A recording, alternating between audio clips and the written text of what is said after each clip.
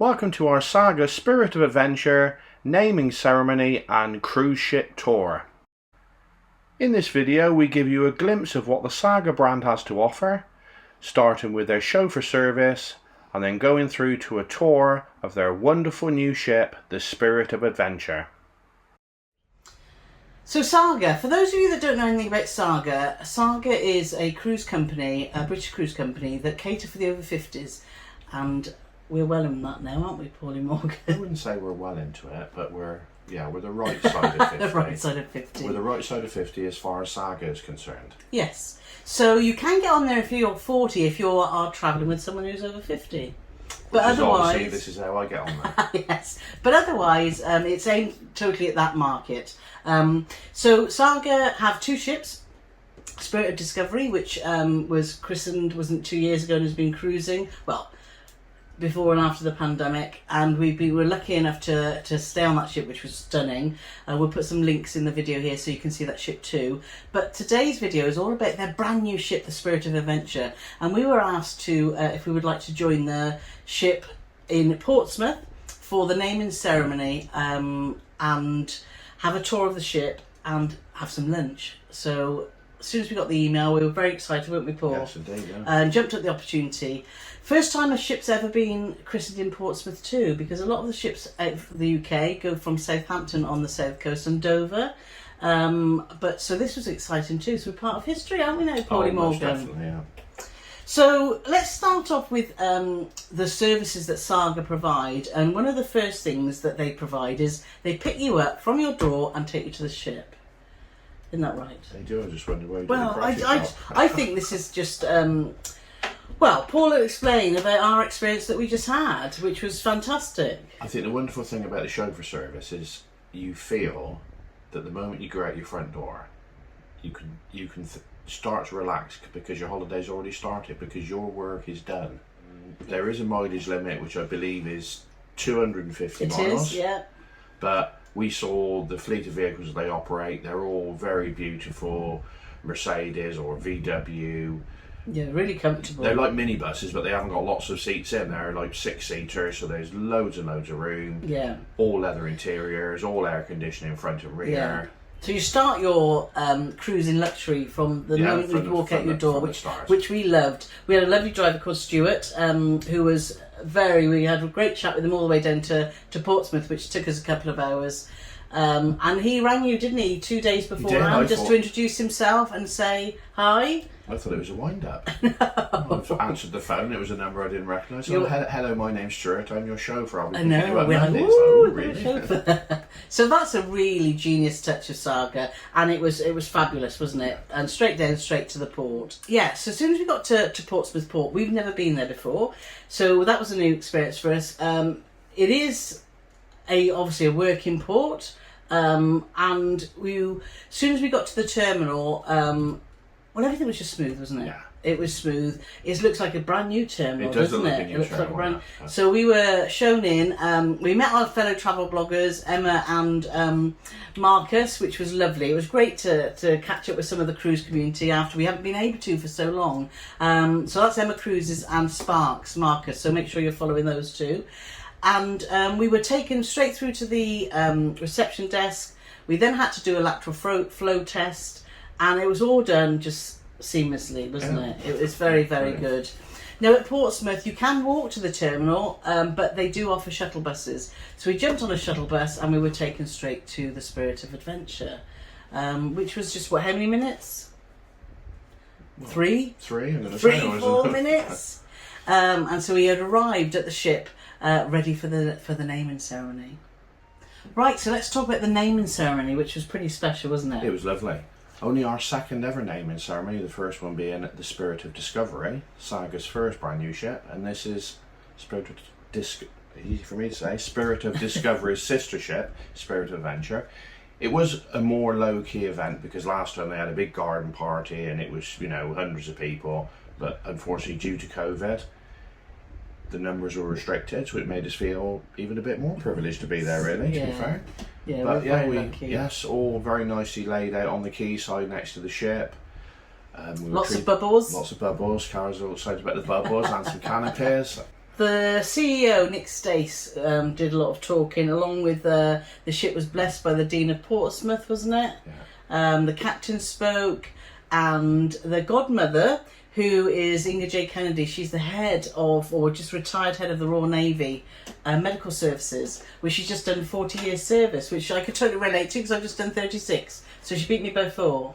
Not for the Navy, by the way. No, for the NHS. So, so that was really relevant. I thought that was a really, really good really take. poignant, and there was a lot of emotion with Nick, because I think when it's your baby, which this is in effect, and you finally see things coming to fruition, because this ship should have been named last August. That's right. So, when it's finally there and it's tangible and you can touch it, he did get quite emotional, and I can fully understand why. We all did. Well, yeah, you did. I do. But yes, it was lovely. Hundreds of the crew all hanging over the side of the ship, all waving all their flags. The Union flags. Yeah, it was brilliant. And Paul Potts, you might know him.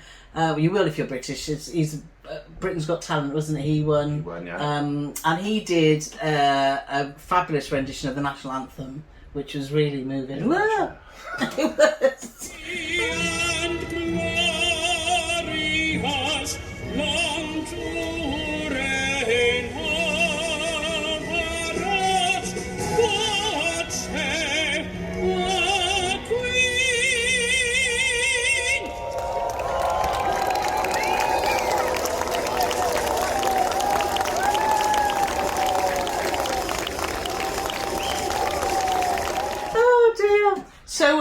So it was brilliant. The naming ceremony was just spot on, wasn't it? Great. It was really, really lovely. So thank you, Saga, for inviting us that, because that meant a lot, didn't it? It did, yeah. So anyway, after the naming ceremony all done, we had a tour of the ship, and we had lunch. So we're going to show you around the ship right now.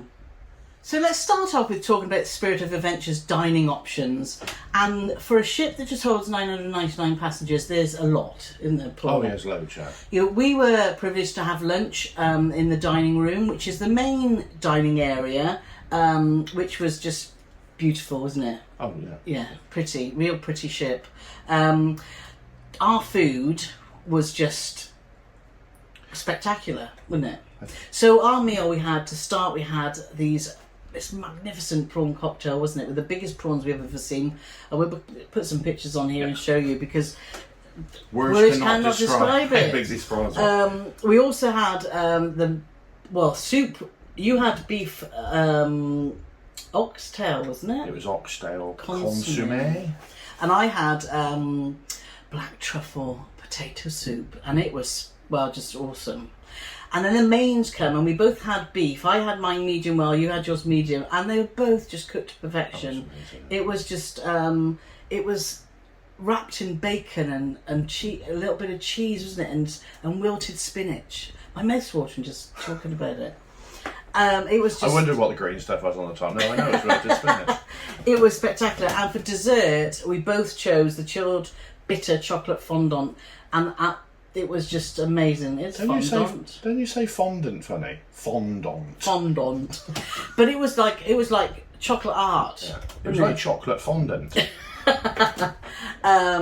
Yes, so it was just spectacular. Yeah, the company was fantastic. We met Louise Robinson who's the editor of the Saga magazine, who was great fun, wasn't she? She was, yeah. And Ian Diaper, who's the head of operations of Portsmouth Port.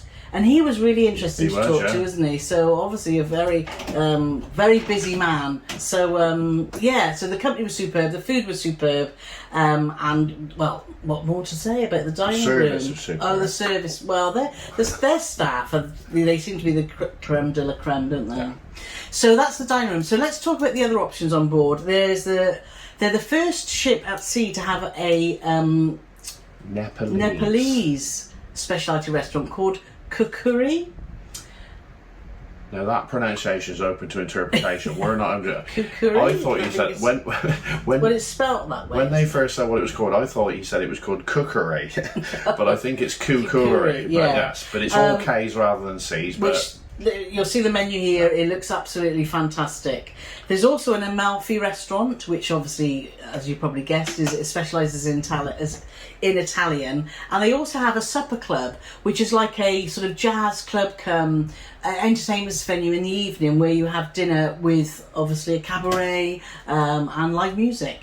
So, you know, the dining options on there are brilliant. I'm so looking forward to that. I think that's I going to be know, awesome. it That is. supper club. Yeah, well, all of them.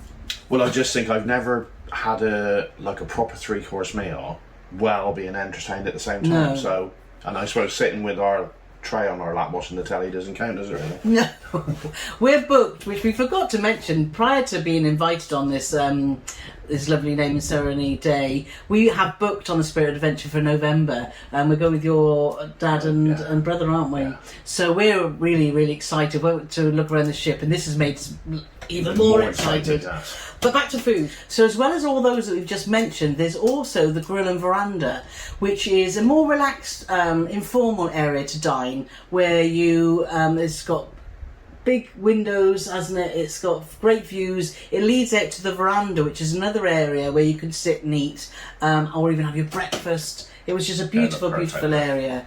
And it's not a buffet, but you go and you can pick your foods, and then it will be delivered to your table. It's basically Saga's equivalent to the buffet. Nobody's allowed to serve themselves food, which I think is a good thing, which should continue on all cruise ships. And also, they told us no one's allowed to carry their own plate. So you literally tell them what you want.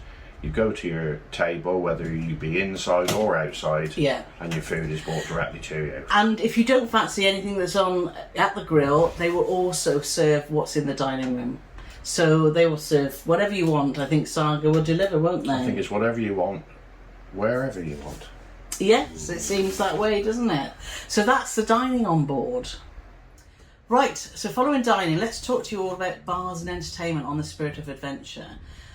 The first thing I want to talk about is Britannia Lounge, because that is a spectacular venue right at the front of the ship with just glass, like a huge observation lounge, isn't it? Big dance floor where they have live music, parties. But what's so good about it, I think they've got all the seats around the live entertainment, but there's loads of little areas around, isn't there? So if you want to be part of the people that want to jump around on the dance floor or join in with any quizzes or guest speakers, you can. But if you want to hide in the corner and just watch everyone do what they do, then they've got basically every. It's but it's not. so well. It's not just in the Britannia. It's just everywhere around the ship. There's always little areas where you think to yourself, "Well, I don't want to sit with 10 people." And there'll just be this little area where there might be 2 seats or 4 seats. So it always gives you the option of having somewhere secluded to sit, even in a busy venue, which the Britannia is the biggest entertainment venue outside of the theatre. Yeah. But even when you go in there, you can feel like you're right in the thick of it and party, or you can just sit from a distance and take it all in. But wherever you sit in the Britannia Lounge, you're guaranteed to have a fantastic view outwards, because like Carole said about how much glass there is and, you know, the windows to view from. Exactly. So the Britannia Lounge, when we got on the ship, we walked into a space that they call the living room, and it's a really lovely space with a big bar in the middle and with a staircase that's going up. And actually, when you look down from the upstairs, down on the staircase, the way they've done it is the carpet, it looks like there's a river running down the staircase. It's beautifully thought out, the decor in it. I don't know if it's stunning. just me, but when you look down as well, it's hard to tell which way the stairs are going. If you look down from a certain angle, it's you very... don't know which is the up and which is the down, so it's sort of like an optical illusion. But it's very. But the living room area had different sections, like Paul explained. So, and I thought that was a lovely area that you could just sit and chill out. They had a piano there. That's where the classical musicians will play, just with some background music. There is another bar also, which actually spans the width of the ship, called the North Cape Bar, which is leads out onto the promenade. So, and that was a nice area, wasn't it? More of a traditional sort of. It's not a pub. There's nothing pub-like about Saga, is there? But it's just this another stylish lounge that's just great to sit and chill out when you've when you've been out exploring, etc. And there is a library So there is a library area that is really quiet if you just don't want it to have any noise and want to sit. There's also craft areas in there and a card room. So there's so many different spaces to you want to sit, whether you want a bit of, discussion or whether you want just to... And again, I heard the one chap saying, even in the craft areas, everything's provided for you. So you go in there, so if they're teaching you crafts, there's no like, oh, you have to pay for this, you have to pay for that, everything's provided. And in the library, even though the library is a big area, they've made it feel like a small area, if you know what I mean, and personal. So you can go in there and if you want some quiet time reading or some quiet time not reading, it's just set out so good. Well. It's And let's talk about theatre, the Playhouse Theatre. That is another beautiful room, isn't it? Every room is beautiful on the ship. They've managed to do it in a way. The structure itself shouldn't work because of the area that it's in. It should have supporting pillars, but they've done it in such a way that they've got round it. I don't know the technical ways of how they've got around it, but basically in the theatre there's no pillars whatsoever. There's no roof pillars. So there's 444 seats. And everyone has an unobstructed view of the stage. Yeah. And there's not many theatres you can go into that you can say that about. That's right. So, so that's the entertainment. So you think, well, there's something for everyone on there, isn't there? For whatever you like. So, leading on from the Britannia Lounge is the first of the outside spaces. Now, Saga are the masters of outside space. Would you say that on all the ships that we've been on? I did say that. You stole that straight off me, didn't you?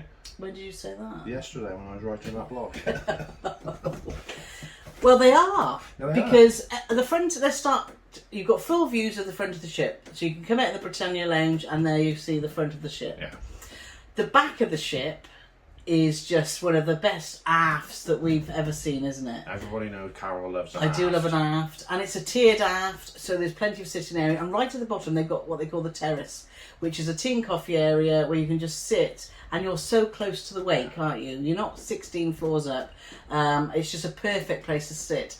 And they've got a full wraparound promenade. So for me, that ticks all the boxes of outside space. The promenade's wide. It's got really comfortable... It's got sunbeds on it. Yeah, it's got comfortable sunbeds on there. It's really well thought out. And there's a Lido deck as well. And it's a decent sized swimming pool, isn't it?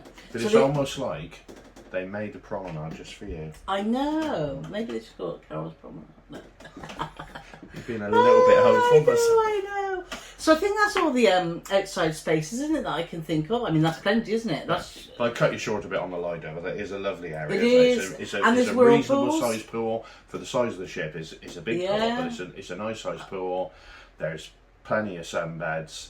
Luxurious sunbeds. Yeah, and whirlpools. Plenty of space. Mm. Right, so the next area we want to talk about is the spa, salon and fitness centre.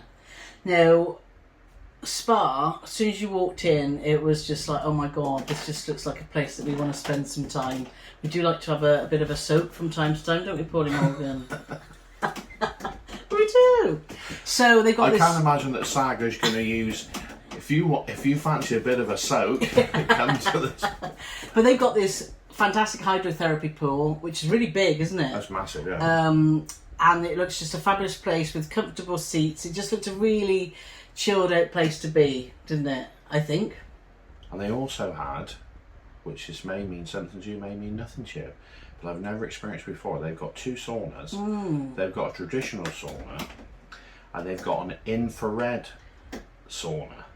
Yes. And then I was the guinea pig that was volunteer, and they said, right, just open the door and stick your head into the infrared. What did you do at the front of the queue? Yeah, the front of the queue. And you could feel this heat. But then I went into the traditional sauna, and it was just almost like it was unbearable. But apparently, they do the same job. Yeah. So it depends whether you're a traditionalist, and you had the bucket with the water in and stuff to get your steam going, or the infrared one.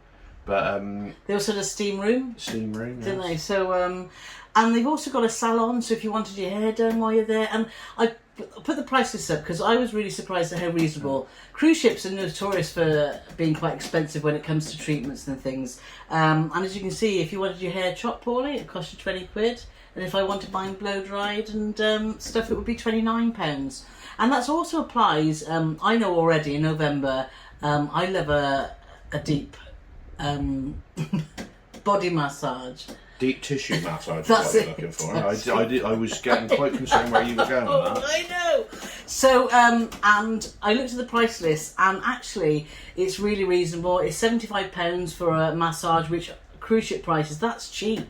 That's like isn't half. it? That's like half. Well, of what it you would is. And you're looking forward to having an aroma stone therapy, aren't you? I think so.